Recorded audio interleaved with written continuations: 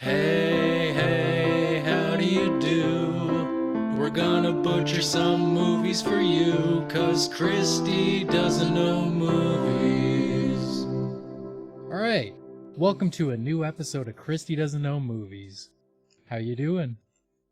I'm doing lovely. I'm currently picking at my hair. And Nice. now I'm paying attention. Okay. Kristy, what do you think 1973's The Exorcist is about? The Exorcist is about some girl. I want to say her name is like Rose or some shit. Rose is probably fucking around in an attic, touching at like ancient relics that she shouldn't be touching at. And then like one of them has like a ghost in it or whatever. So she's touching at it, and then she touches the ghost, and then the ghost like gets all in her and starts like slowly taking over. And so she's just walking around. She'd be like la la la la, and then so like her mom's like, Rose, you need to chill. So she like sends her to her room for gargling black shit. And so then Rose is in her room, just like seething with ghostly rage. And so eventually she's just there and her mom comes in. She's like, okay, done being like possessed. And Rose is just sitting there and like turns her head full circle and is like, no. So her mom's like, all right, let me get the shackles. So she chains Rose to her bed, even though she's already shown clear ghostly like strength and anger. So like I don't even know what that's supposed to accomplish, because I feel like she could have broken out of that like real easy, and there's no reason that like some light shackling should have prevented her from escaping. And I don't think there was even like an end goal of this ghost thing. I think it was just to like make people uncomfortable, because like if you were possessed by something that could like spit black shit and turn your head fully around, like you'd think it would have some more useful purpose of like a goal to accomplish. Like this ghost just chilled in this girl's body and was like, this is mine now, and then made people uncomfortable. But I feel like it could have done so much more with his life, you know? Like it's really a So waste of ghostly talent.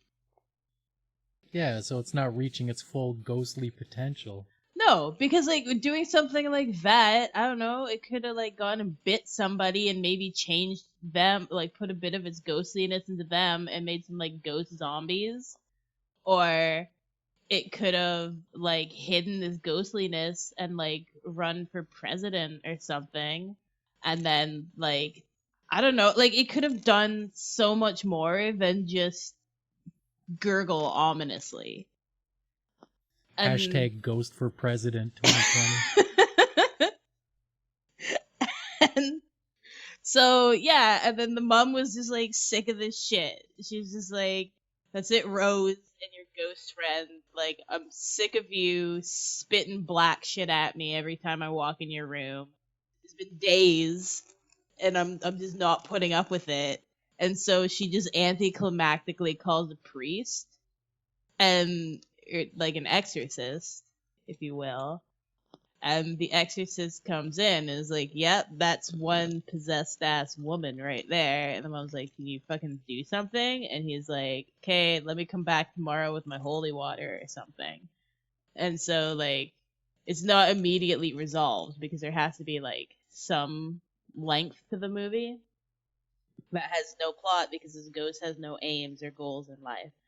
And so he comes back and he's like, the power of Christ compels you. And he has like a cross and he like chucks some sparkling water.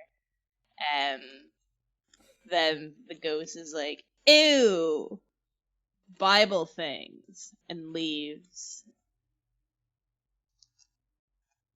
And then the girl probably has like a neck ache for a while, but I feel like she probably somehow survived it, even though there's no fucking way. Just a neck ache. Yeah. Well, like if you try spinning your head several times and tell me you don't have a neck ache. But like in the end, no long-term damage was probably done to her. Okay. Yeah. We got a new segment on the show. Do we now? We're gonna do some trivia. How do you feel about that? I went and played trivia last night, so I feel Yeah. fairly confident, even though there were no movie questions in that quiz. Right. Okay, we'll put your skills to the test and see how well you do. I'll give you a question pertaining to a movie, and then you have to give me your best answer. Yeah, that's how trivia works. Just clarifying for those out there who don't know what trivia is. Alright. Get on with it then. Question. What are the dying words of Charles Foster Kane in Citizen Kane? Oh! I know that's Rosebud. You're 1 for 1. Oh, 'cause I watched that movie in my film studies class. That's right, bitch. I took a film Damn. studies class. Alright. That's right, bitch. You actually watched a movie. Yeah. Question 2. Who played Mrs. Robinson in The Graduate? It's not even a movie. Moving on. Question 3. What was the first feature-length animated movie ever released? Snow White. You're right. I'm impressed. I'm genuinely impressed. I know my Disney shit. Question 4. This isn't fair. In The Matrix, does Neo take the blue pill or the red pill?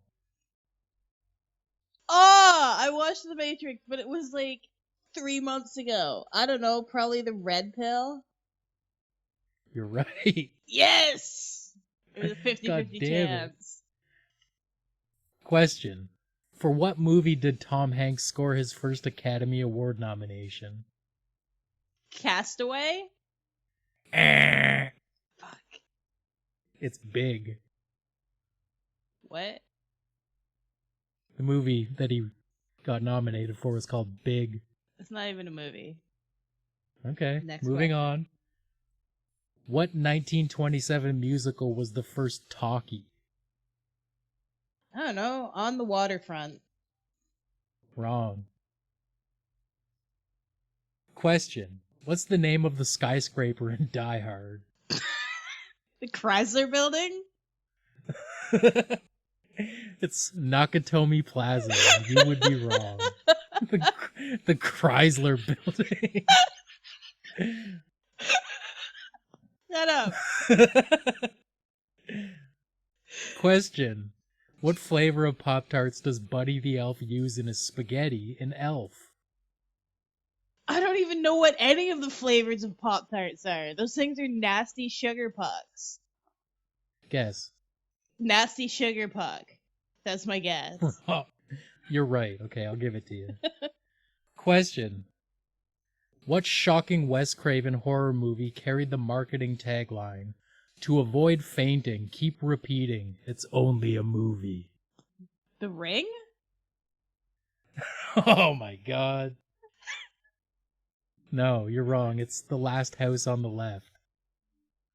Well, The The Ring Ring- is an Asian movie. No, Ju-on is the Asian version, but there is the Ring is the American version. And Okay. I thought because there's like a TV, isn't that the thing? Like you watch this show and then you get a phone call and it's like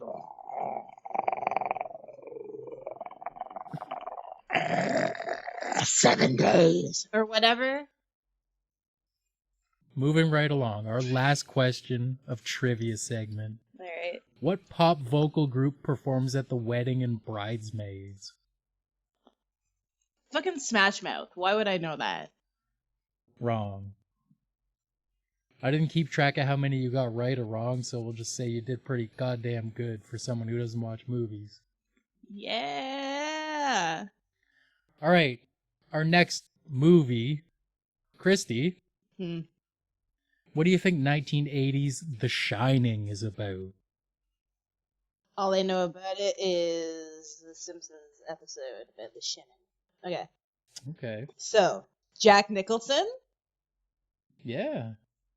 goes with his family of actors who didn't do anything after that movie, so their names are irrelevant. He goes with them to a house of a rich dude, and they're supposed to like take care of it over the winter. But then they get basically like coronavirus in, and so they have to stay inside. That was the original self quarantine, basically. And so they're Okay. chilling in this house, trying to live their lives as Jack Nicholson slowly like goes crazy because he's just like existing in the house, and he's like, God damn it, all I have is my shitty wife and my shitty kids, and I have to live here for like several months. Who It's plays the wife? basically, huh? Who plays the wife? It doesn't matter. She wasn't in anything else ever. Okay. Winona Ryder. So, he. Ew, no. I don't want to see a movie with Jack Nicholson and Winona Ryder. It's probably not what happened. What year did you say this movie was? 1980. Okay, so it's not her. I don't know any actresses from then. I don't even know any actors. I basically just throw out actor names and like hope something sticks. Let's just go with Matt Damon. Is playing the wife? Yeah. No, he's playing the kid. Okay. What? So in 1976's Taxi Driver from our first episode, he was a young man in his 20s. 20-year-old drug lord. Yet in 1980's The Shining, he's a child. He is an actor. He disappears into the role. That's some serious fucking method acting. Yeah. Okay. Anyways, so I think the kid, so Matt Damon as a child, he has some like sixth sense, if you will. And so he can basically tell that his dad's going crazy. And so it's like up to him to warn the rest of the family and like hide them and protect them from Jack Nicholson, who is just done with it. It's like that feeling in Stardew Valley when you're halfway through winter. Like that's exactly what Jack Nicholson was feeling the entire time. So he was That just resonates like with me. he was just ready to be done with it. So he found an axe and he's like, that's it. I'm just gonna kill everyone because that is for some reason a way out. Like I don't know why he seemed to think that killing his family would allow him to leave when he had a perfectly good car that they showed up in. Or maybe they were dropped off there by Danny DeVito in his taxi.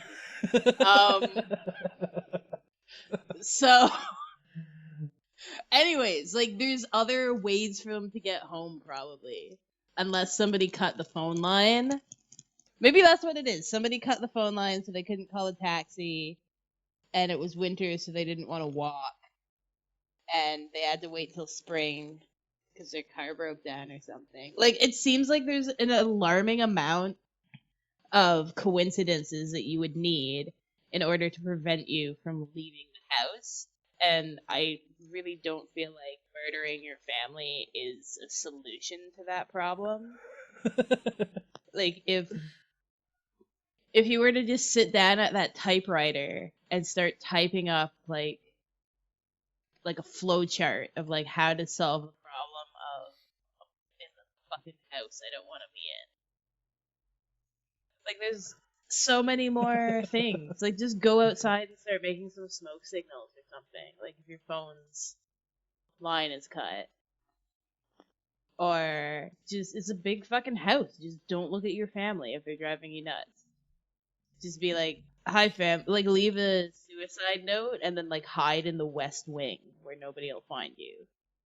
And then they'll all be sad and distracted and they're not gonna come looking for you if you're in like one of the 17 closets. So like just chill there. And if you like sneak down to the kitchen for food, just pretend you're a fucking ghost or something. Be like, see, you'd recommend faking suicide rather than taking an axe to your family? You think that's better? If the end goal is that you want to get away from your family, and like I would say, yeah, because that just hurts feelings. But at least the family's still alive. Jack Nicholson's still alive. And then like at the end, when the snow melts on like April 1st, be like April Fools.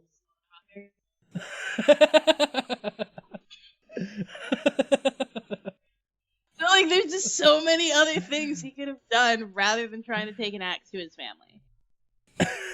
Okay. You want to do some more trivia? Sure. Question. What real-life on-again, off-again Hollywood power couple starred in the film Who's Afraid of Virginia Woolf? Johnny Depp and Winona Ryder. Wrong. Question. What American writer-director starred in several iconic European-produced spaghetti westerns? John Wayne. Wrong. Who played juror number 8 in 12 Angry Men? Matt Damon.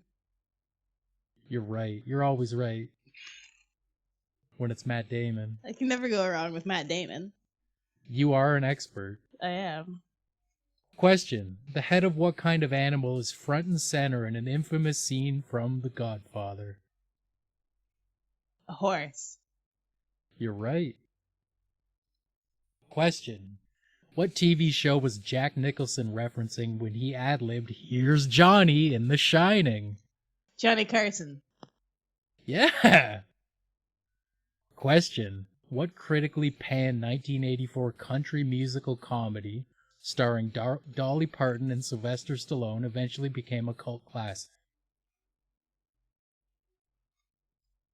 I have no fucking clue. You're wrong. What's the answer? Question. Rhinestone. Never heard of it. Sounds stupid. Question. Who played park owner John Hammond in Jurassic Park?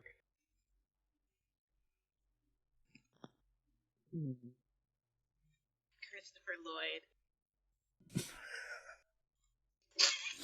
It's I take it I'm not right. fucking Richard Attenborough. Same. Christopher Lloyd. Christopher Lloyd would have done it several times better. Question. In what 1976 thriller does Robert De Niro famously say, "You talking to me"? Scarface? This is gonna blow your mind. Kristy, it was Taxi Driver. He wasn't in that movie. That's Danny DeVito. You're thinking of the TV sitcom. Question. What's the name of the anthemic dance? Oh, let me try that again. Question. What's the name of the anthemic dance near the beginning of the Rocky Horror Picture Show? It just says The Time Warp? near the beginning. Yeah. All right. I love that movie, but I was trying to Final think, 'cause that's trivia like question. 4 songs into For what the movie did Steven Spielberg win not his near the first Oscar beginning. for Best Director? Yeah, it's like the middle.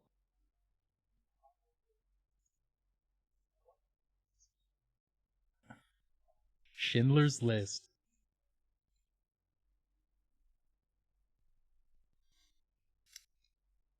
Jurassic Park. All right, that just about wraps up this episode. Wrap your episode. We'll catch you next time, folks. Movie. Basically. Goodbye. Okay, bye.